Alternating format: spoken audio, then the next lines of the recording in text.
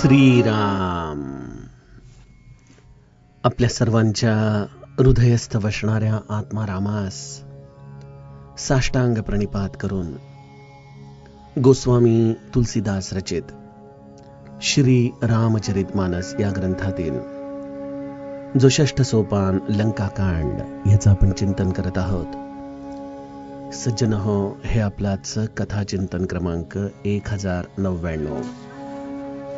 आपण गेल्या चिंतन प्रवाहामध्ये प्रभू रामचंद्र कशा पद्धतीने लंकेतून अयोध्येला विमानाने जायला निघालेले आहेत. या पुष्पक विमानावरती प्रभू रामचंद्र आणि माता जानकी एका सुवर्ण सिंहासनावरती या विमानाच्या मध्यभागी कशा पद्धतीने शोभत आहेत त्याचं चिंतन बघितलं. गोस्वामीजींची कवी दृष्टी बघतीये की राजत राम सहित भामिनी मेरु शृंग जनु गण दामिनी. पत्नी सहित प्रभू रामचंद्र असे सुशोभित होत आहेत जणू काही सुमेरूच्या शिखरावरती विजय सहित श्याम मेघ असावे. असे विलक्षण प्रभू रामचंद्रांचं लंकेपासून अयोध्येच्या दिशेने चाललेला प्रवास आपण गेल्या कथा विभागात चिंतनाला घेतला होता.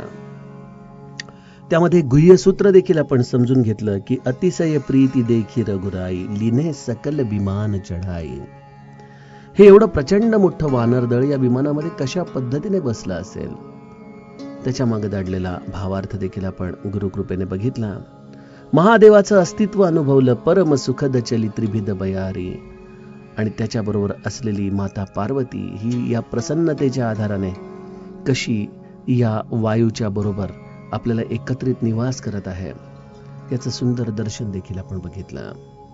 प्रभू रामचंद्रांनी माता जानकीला वेगवेगळी स्थानं दाखवायला सुरुवात केली. रणांगणामध्ये लक्ष्मणाने इंद्रजिताला कुठं मारलं, हनुमान अंगदाने केलेला पुरुषार्थ आणि रावण आणि कुंभकर्ण कुठं धारातीर्थ पडले.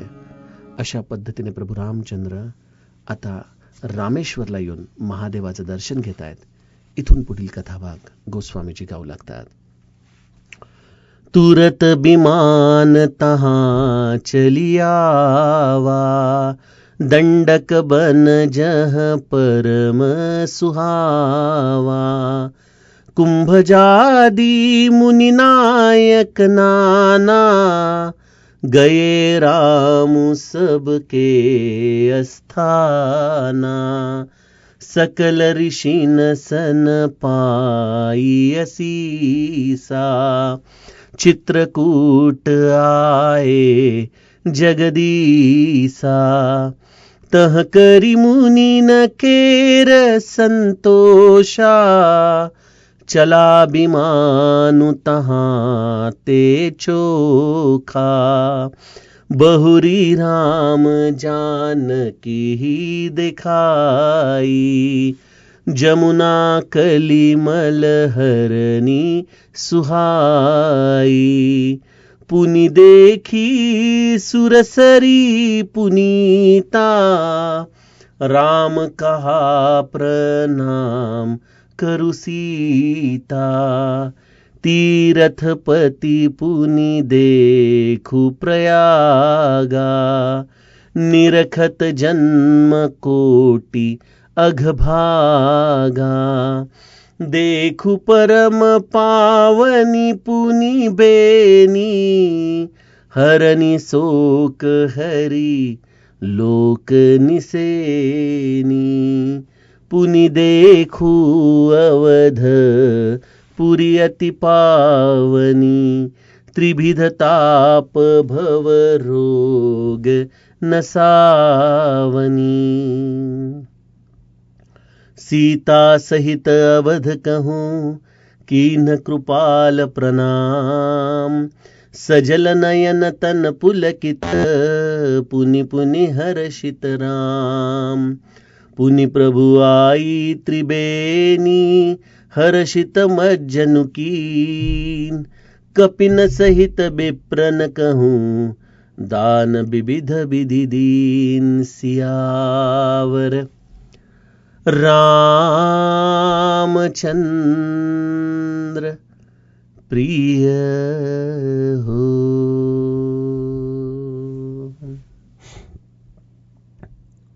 सज्जन हो, प्रभू रामचंद्र विमानाने अयोध्येच्या दिशेने निघालेले आहेत.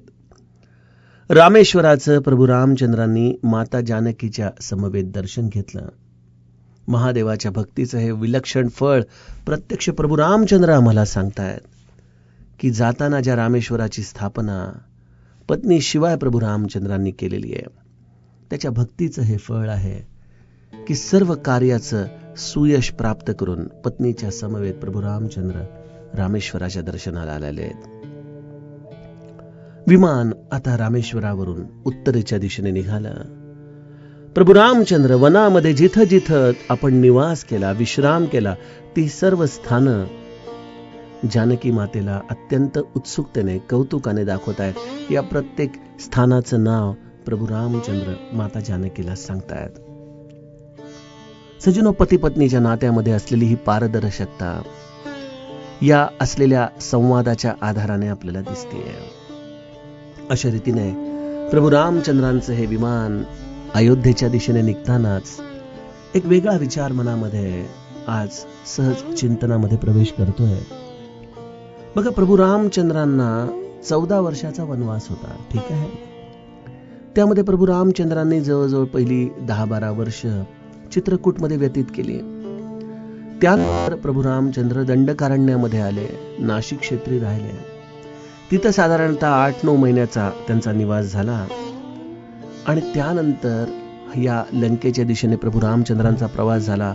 हे एवढं मोठं युद्ध झालं. म्हणजे 14 वर्षाचा जर आपण विचार केला तर जवळजवळ या 14 वर्षाचा काळ हा सगळा एकतर्फी प्रवासाच्या दिशेनेच झालेला आहे. आता जर आपल्यासारख्या सामान्य माणसाला सांगितलं की तुला हे अंतर पूर्ण करून 14 दिवसात परत यायचंय, तर आपल्या बुद्धीचा तर्क काय झाला असता की एवढंच अंतर आपण पुढे जावं, जेणेकरून तेवढ्या अंतराला परत येण्यासाठी आपल्याकडे वेळ राहील. म्हणजे 14/2 म्हणजे 7 दिवस आपण एका बाजूला जाऊत आणि त्यानंतर परतीला पुन्हा 7 दिवस लागतील, असं समजून या 14 वर्षात आपण परत येऊ. बरं, याच्यामध्ये असलेला टॉलरन्स किती आहे? 1 दिवस जरी भरत म्हणतो उशीर झाला तरी तुला मी जिवंत दिसणार नाही.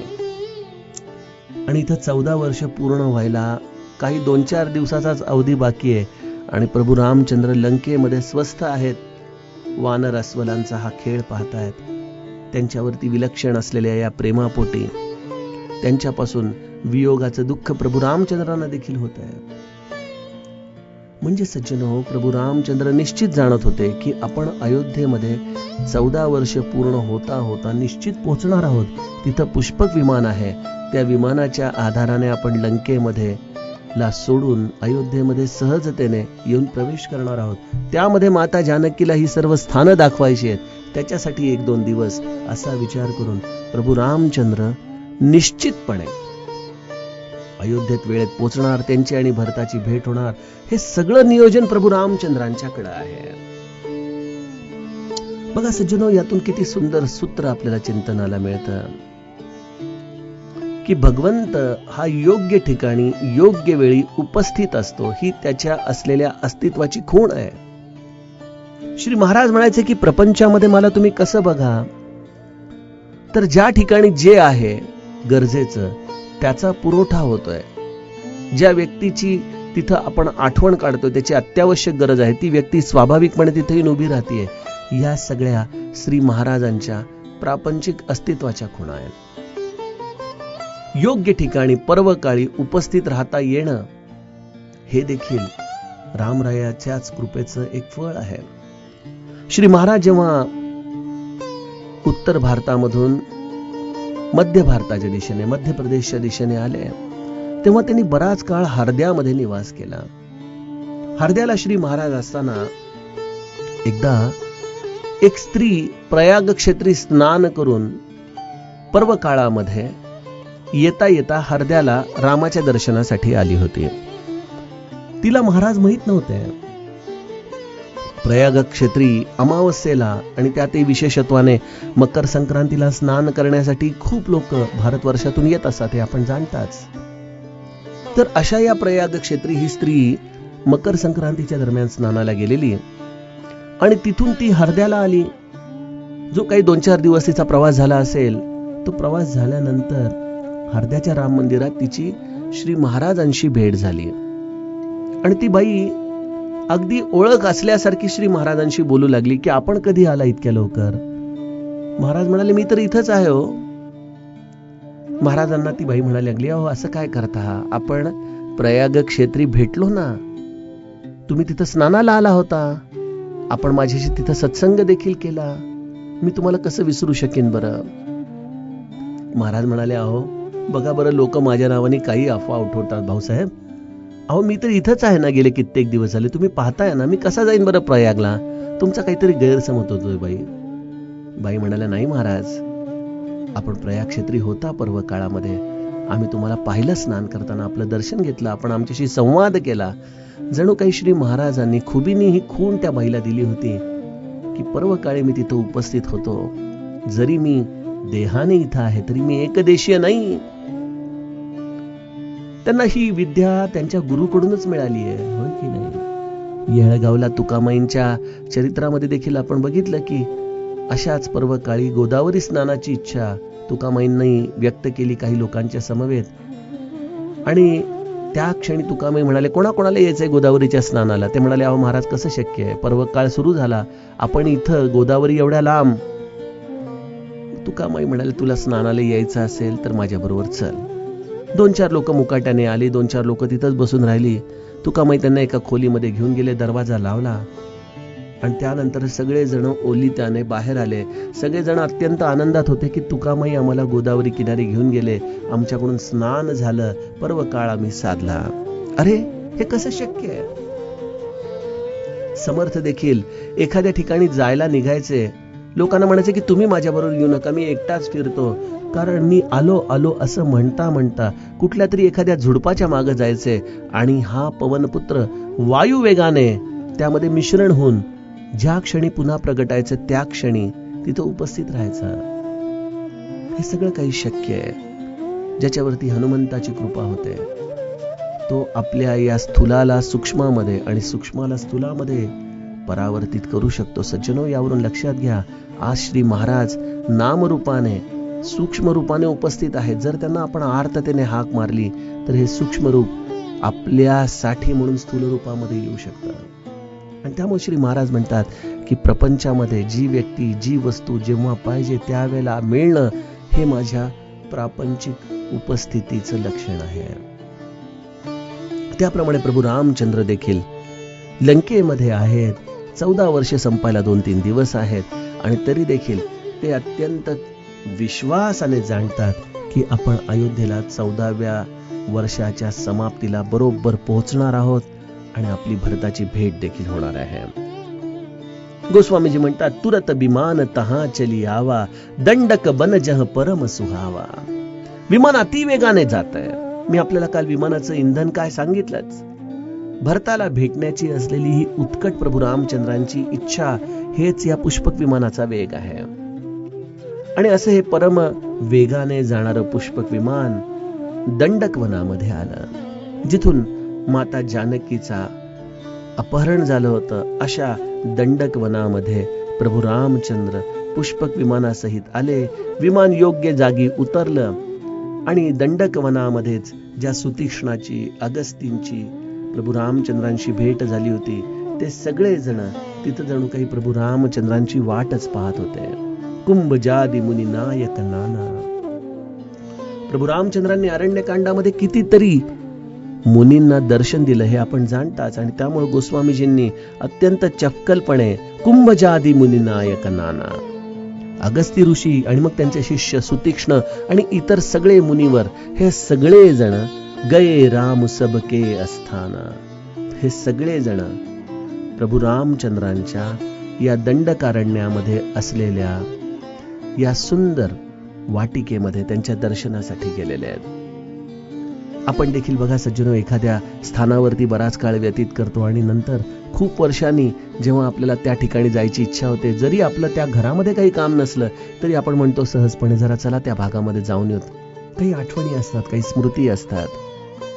माता जानकीला देखील आपल्या त्या दंडकारण्यामध्ये असलेल्या वाटिकेची स्मृती डोळ्यासमोर आहेत आणि त्यामुळं श्रीरामजींच्या या सर्व असलेल्या स्मृतींसाठी म्हणून ते त्या स्थानाजवळ गेले आणि तिथं स्वाभाविकपणे अगस्त्य आणि इत्यादी सर्व मुनी येऊन त्यांचं दर्शन घेतायत. सकल ऋषीन सन पायी असीसा चित्रकूट आये जगदीसा. प्रभू रामचंद्रांनी सगळ्या मुनिवरांना आपल्या पत्नी समवेत, आपल्या बंधूच्या समवेत नमस्कार केला, त्यांचे आशीर्वाद घेतले आणि प्रभू रामचंद्र त्वरित विमानामध्ये स्थानापन्न होऊन चित्रकूटच्या दिशेने आलेले आहेत. चित्रकूटला येऊन प्रभू रामचंद्र पुनश्च एकदा अत्री इत्यादी सर्व मुनींना भेटतायत, मुनींना संतुष्ट करतायत आणि चित्रकूटवरून प्रभू रामचंद्रांचं विमान आता आणखीन वेगाने प्रयाग क्षेत्री निघालेलं आहे. बघा, आपण जर अयोध्याकांडाचा, प्रभू रामचंद्रांचा या वनगमनाचा प्रसंग नीट डोळ्यासमोर आणला तर ज्या पद्धतीने प्रभू रामचंद्र अयोध्येपासून लंकेमध्ये गेले, त्या प्रत्येक स्थानाला येऊन प्रभू रामचंद्र पुन्हा पुन्हा भेटतायत, पुन्हा पुन्हा दर्शन घेतायत, त्यांच्या चरणी कृतज्ञता व्यक्त करतायत. सज्जनो, आपण जिथं निवास केला, मग ते कदाचित अस्थायी जरी असलं तरी देखील मनामध्ये ना त्याच्याविषयी कृतज्ञता व्यक्त करण्याची सवय लावा बरं. मी माझी एक सवय सांगू का? मला माझ्या व्यवसायानिमित्त बऱ्याचदा वेगवेगळ्या ठिकाणी जावं लागतं. मग स्वाभाविकपणे हॉटेल, त्याची रूम घ्यावी लागते आणि त्या रूम मधून चेकआउट करताना, आपली सामानाची बॅग घेऊन बाहेर निघताना माझ्या मनामध्ये नेहमी एकच विचार, एकच भावना येत असते. थँक्यू रूम, धन्यवाद, तू आम्हाला निवास प्रदान केलास, तुझ्या छत्राखाली राहिलो. आणि त्यामुळे त्या स्थानाच्या विषयी मनात कृतज्ञता ठेवावी. तिथं त्या संवेदना असतात, त्या लहरी असतात. भले त्यामधून त्या वास्तूला काय संवेदना प्राप्त होत असतील याची मला जाणीव नाही, परंतु माझ्या मनाला मात्र परम संतोष प्राप्त होतो, आनंद प्राप्त होतो. सज्जनो, मनाने आपण समाधानात जगण्याची ही कला आहे. आणि प्रभू रामचंद्र देखील आम्हाला हे शिकवतात की जरी या सगळ्या वनवासामध्ये असलेल्या या वास्तू या स्थायी नाहीत, इथं आपण कायमस्वरूपी निवास केलेला नाही, परंतु या वास्तूने, या भूमीने आपल्याला छत्र दिलं. असं छत्र जे प्रत्यक्ष वाल्मिकी ऋषीने दाखवलेलं आहे. आणि त्यामुळे या प्रत्येक वास्तूला, या प्रत्येक स्थानाला वंदन करणं, तिथं मिळालेल्या सर्व स्मृतींना जतन करणं, तिथं उपस्थित असलेल्या सर्व साधू संतांना वंदन करून त्यांचे आशीर्वाद घेणं, हेच प्रभू रामचंद्र आम्हाला शिकवतात. बघा, अशा रीतीने प्रभू रामचंद्र चित्रकूटच्या दिशेने निघालेले आहेत. प्रभू रामचंद्र माता जानकीला विमानातूनच सांगतायत की बहुरी राम जानकी ही देखाई, जमुना कलिमल हरणी सुहाई. प्रभू रामचंद्रांनी कलियुगातील पापांचं हरण करणाऱ्या शोभिवंत सुंदर अशा यमुनाजींचं दर्शन प्रभू रामचंद्रांनी माता जानकीला करवून दिलेलं आहे. बघा, त्रिवेणी संगमामध्ये गंगा, यमुना आणि सरस्वतीचा हा सुंदर असलेला मिलाफ, आणि त्यामध्ये प्रभू रामचंद्र यमुनाजींचं दर्शन प्रथमतः माता जानकीला करून देतात. काय कारण असेल बरं? विचार करतो मी. पण सज्जनो, जिथं समर्पण आहे ना, त्याची जाणीव आहे प्रभू रामचंद्रांना. त्रिवेणी संगमामधून जेव्हा या 3 नद्यांचं मिलन होतं आणि जेव्हा तो प्रवाह पुढे निघतो, तेव्हा त्या सगळ्या प्रवाहाला गंगा माता असं म्हटलं जातं. यमुना ही गंगेमध्ये समर्पित होऊन जाते. आणि अशा समर्पणाला ज्या यमुनेने केलेलं आहे, त्या समर्पणाच्या भावनेची प्रभू रामचंद्र जाणीव ठेवून सर्वप्रथम माता जानकीला कलियुगातील पापांचं हरण करणाऱ्या या शोभवंत अशा यमुनाजींचं दर्शन करवतात आणि मग पवित्र गंगाजींचं दर्शन करवतात. प्रभू रामचंद्र म्हणतात, राम कहा प्रणाम करू सीता. हे सीते, या माता गंगेला तू नमस्कार कर, तिचं दर्शन घे. अशा रीतीने प्रभू रामचंद्र गंगाजींचं दर्शन माता जानकीला करवतात. तीर्थ पती पुनी देखु प्रयागा, निरखत जन्म कोटी अघ भागा. आणि तत्पश्चात या गंगा आणि यमुनेचं जिथं मिलन होतं, हा संगम होतो, ज्यामध्ये ही सरस्वती लुप्त होते, अशा तीर्थराज प्रयागचं दर्शन प्रभू रामचंद्र माता जानकीला घडवतात. त्याचं महत्व पुनश्च सांगतात की निरखत जन्म कोटी अघ भागा, ज्याच्या केवळ दर्शनाने कोटी जन्माची पाप नष्ट होऊन जातात सज्जनो. आणि हे प्रत्यक्ष महात्म्य कोण सांगतंय? प्रभू रामचंद्र सांगतायत माता जानकीला. अशा या प्रयाग क्षेत्राची आवड सर्व साधू संतांना विशेषत्वाने असते. आपले श्री महाराज उत्तर भारताला का नियमितपणे जायचे? का अयोध्या, नैमिषारण्य, प्रयाग क्षेत्र, वाराणसी, इंदोर, हरदा, हा नर्मदा किनारा, या सगळ्या गोष्टी श्री महाराजांना अत्यंत प्रिय होत्या. याचं कारण हे सर्व स्थानं प्रभू रामचंद्रांना अत्यंत प्रिय होती. त्याचं महात्म्य आहे. आपण या गोष्टींना केवळ तीर्थाटन या रूपाने बघू नये. या गोष्टी भौगोलिक स्वरूपामध्ये अनुभवण्याच्या दृष्टीने आपण विचार करू नये. नेहमी आपल्या अंतःकरणात हाच भाव असावा की हे ते स्थान आहे जिथं प्रभू रामचंद्र माता जानकी स्नान करतात, त्याचं महात्म्य गातात. ज्या या जलामध्ये माझे सद्गुरू अत्यंत प्रेमाने वारंवार आले, स्नान केलं, हे ते पवित्र स्थान आहे जिथं अनेक साधू संत या माघ महिन्यामध्ये येऊन सत्संग करतात, स्नान करतात, या त्रिवेणीमध्ये न्हातात. अनंत जीवांच्या आस्थेचं असलेलं हे स्थान. अशा रीतीने आपण त्या स्थानामध्ये प्रवेश करताना ती आस्था अंतःकरणामध्ये ठेवून जर तिथं स्नान केलं तर त्या नदीच्या पात्रामध्ये दोन आपले सजल झालेले नेत्र देखील आपल्या अश्रूचं दान करतील. वेणीदान होईल न होईल, परंतु या सजल नेत्रांचे हे अश्रू गंगा जलासारखे पवित्र करून टाकतील या तीर्थांना. सज्जनो, त्यामुळं आतल्या अंतःकरणाचा भावार्थ अत्यंत महत्वाचा आहे. प्रभू रामचंद्र देखील निरखत जन्म कोटी अघभागा. आणि पुन्हा बघा, अयोध्येला जाण्याची घाई आहे. एक हृदयाचं कप्पा, अयोध्येच्या दिशेने आपण कधी पोचतोय, भरत कधी भेटतोय याचा विचार करतोय. परंतु त्याच वेळेला वर्तमानामध्ये आपण ज्या स्थानावरती आहोत त्या स्थानाचं महात्म्य देखील माता जानकीला सांगताय. देखो परम पावनी पुनी बेनी, हरनी सोक हरी लोक निसेनी. प्रभू रामचंद्र माता जानकीला सांगतायत की या पवित्र त्रिवेणीजींचं दर्शन कर, जी शोकहारक आहे. आणि ती कशी आहे? श्री हरीच्या परमधामासाठी ती शिडी सारखी आहे. बघा, शिडी सारखी हा शब्द किती सुंदर आहे ना. निसेनी, उत्तरकांडामध्ये देखील शेवटच्या टप्प्यात गोस्वामीजींनी निसेनी हा शब्द वापरलेला आहे. हे संपूर्ण रामचरित मानसच निसेनी आहे, शिडी आहे. बघा, आपल्या घरामध्ये शिडी असते एखाद्या मजल्यावरून वरच्या मजल्यावर जाण्यासाठी. ते साधन आहे. ते वापरायचं न वापरायचं याचा पर्याय मात्र जीवाकडे उपलब्ध आहे. एखादा मनुष्य त्या शिडीचा वापर कसा करेल त्याप्रमाणे ते शिडी त्याला फळ देत असते. त्याप्रमाणे रामचरित मानस देखील एक निसेनी आहे. हे सप्त सोपान आहेत. सोपान याचा अर्थच मुळी पायरी. जी पायरी तुम्हाला देहबुद्धीपासून आत्मबुद्धीपर्यंत घेऊन जाईल. मग या शिडीचा वापर ज्या पद्धतीने लौकिकात केल्या असता आपल्याला ती उंची प्राप्त होते, त्याप्रमाणे घरामध्ये शेल्फमध्ये रामचरित मानस ठेवलं तर ठीक आहे, त्याचं दर्शन देखील पुण्यदायक आहेच. परंतु केवळ शिडीकडे बघून जसं आपलं कार्य होऊ शकणार नाही, तिथं आपल्याला कष्ट केले पाहिजेत. त्याचं नित्य निरंतर वाचन केलं पाहिजे. त्याच्यामध्ये नित्य निरंतर चिंतनामध्ये राहिलं पाहिजे. त्याप्रमाणे रामचरित मानस रूपी निसेनी आपण चिंतनामध्ये ठेवावी. आणि त्रिवेणी संगम रूपी प्रयागाला जसं श्री महाराज म्हणायचे की आपली ती हृदयामध्ये भावना तशी असली पाहिजे. जसं वाराणसीला महाराजांनी सगळ्या लोकांच्या अंतःकरणामधला भाव कसा त्या उदाहरणातून दाखवला की त्या कुष्ठरोग्याला जो मिठी मारेल त्याला तो कुष्ठरोग येईल, आणि जो पुन्हा त्या भावनेने गंगेमध्ये स्नान करून येईल त्याचा तो रोग नाहीसा होईल. हे ऐकताच अनेक लोक मागे हटले, कारण तशी भावना आपली शुद्ध नव्हती.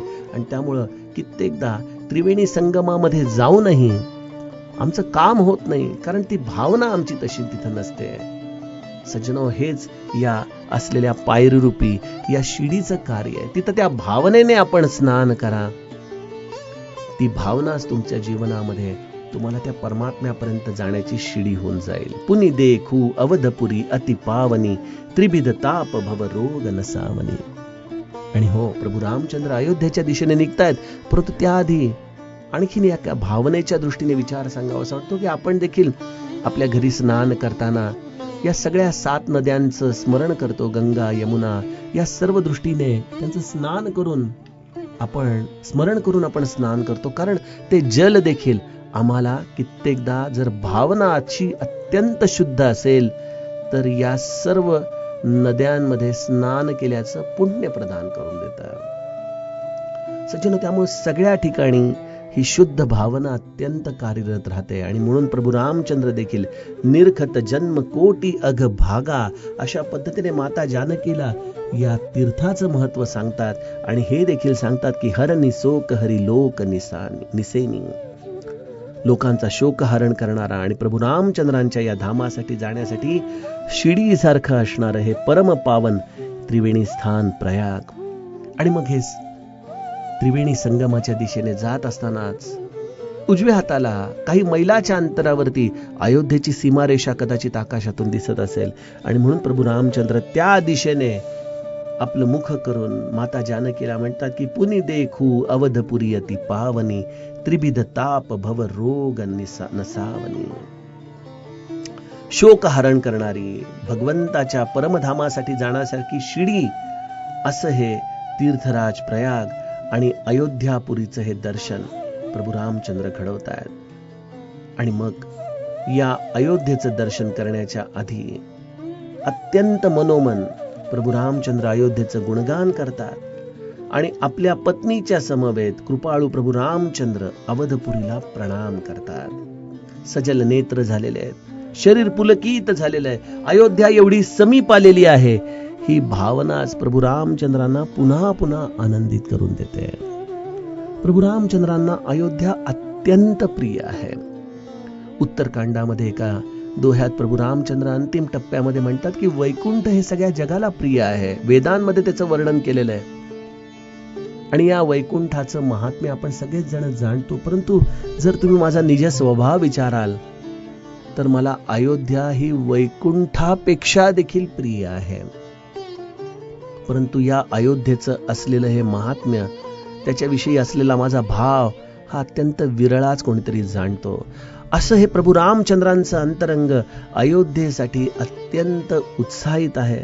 त्यांचं शरीर पुलकित होतंय, आनंदित होतंय. असे प्रभू रामचंद्र या प्रयाग क्षेत्री आपलं विमान काही वेळासाठी उतरवतायत. त्रिवेणीमध्ये जाऊन प्रभू रामचंद्र हर्षित होऊन स्नान करतायत आणि वानरांसहित ब्राह्मणांना अनेक प्रकाराची दानं प्रभू रामचंद्र तिथं प्रदान करतायत. त्रिवेणीमध्ये प्रभू रामचंद्रांनी स्नान केलंय. बघा, अयोध्या तर आता खरं काही अंतरावरती आलेली आहे, परंतु तरी देखील प्रभू रामचंद्र त्रिवेणीच्या तिथं विमान उतरवून स्नान करतायत. काय कारण असेल बरं?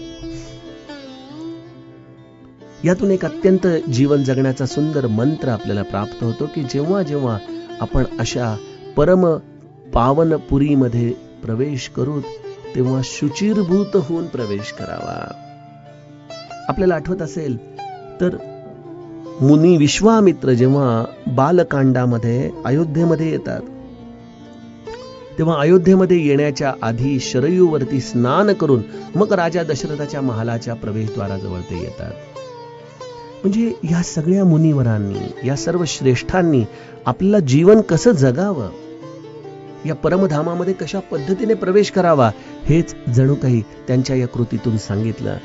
प्रभू रामचंद्र हर्षित होऊन त्रिवेणीमध्ये स्नान करतायत आणि या त्रिवेणी क्षेत्री प्रभू रामचंद्र ब्राह्मणांना अनेक प्रकाराची दानं देत आहेत. आपण म्हणाल आता प्रभू रामचंद्र तर वनवासातून येत आहेत, ही दानं कुठून आली? सज्जनो, दोन गोष्टी आहेत. एक, थोडासा तर्कबुद्धीच्या आधाराने विचार केला तर या पुष्पक विमानामध्ये बिभीषणाने प्रचंड सोनं, नाणं, कपडे, लत्ते भरून आणले होते. त्यापैकी काही अंशात्मक त्याने या वानर अस्वलांवरती उधळले, परंतु अजूनही पुष्पक विमानामध्ये भरपूर प्रकारची सामुग्री पडली आहे. हा थोडा बुद्धीचा विचार. आणि दुसरी गोष्ट आहे जी गुरुकृपेने अंतःकरणात येते की माझ्या रामाला काय कमी आहे. श्री महाराज असेच लंगोटीवरती बसलेले असायचे आणि काही लोक मंडळी निरोप घेऊन आपल्या गावी जायला निघायचे. महाराज त्यांच्याबरोबर गोंदवल्याच्या सीमारेषेपर्यंत चालत यायचे. लोक बैलगाडीतून पुन्हा उतरायचे खाली. महाराजांच्या अंगावरती फरगोल कोणीतरी आणून घातलेला असायचा आणि कोणी नमस्कार करायला वाकलं की महाराज आपल्या फरगोलच्या खिशामध्ये हात घालून एखादी सवाष्ण असेल तर खण नारळ द्यायचे, एखादा कोणी पुरुष असेल तर त्याला पागोट द्यायचे, धोतर द्यायचे, जे काही पाहिजे ते महाराजांच्या या फरगोलमधून निघायचं आणि महाराज त्याला अत्यंत आनंदाने ते प्रदान करून टाकायचे. सज्जनो, रामाची भक्ती देखील तुम्हाला तुमच्या जीवनात हेच प्रदान करते. जी वस्तू जेव्हा पाहिजे त्यावेळेला ती तुमच्या जीवनामध्ये त्या ठिकाणी उपलब्ध असते. असं हे भगवंताचं अलौकिक कार्य आहे. अशा रामावरती आपण आपलं जर जीवनाचा भार टाकला तर तुम्हाला काय कमी पडणार आहे सज्जनो. प्रभू रामचंद्रांनी देखील आपल्या या सर्व आलेल्या मुनिवरांना अत्यंत सुंदर प्रकाराची दानं दिली आणि आता प्रभू रामचंद्रांचं विमान अयोध्येच्या दिशेने निघणार आहे. सज्जनो, त्या कथा विभागाचं चिंतन आपण उद्याच्या कथा प्रवाहामध्ये करूयात. जानकी जीवन स्मरण. जय जय राम.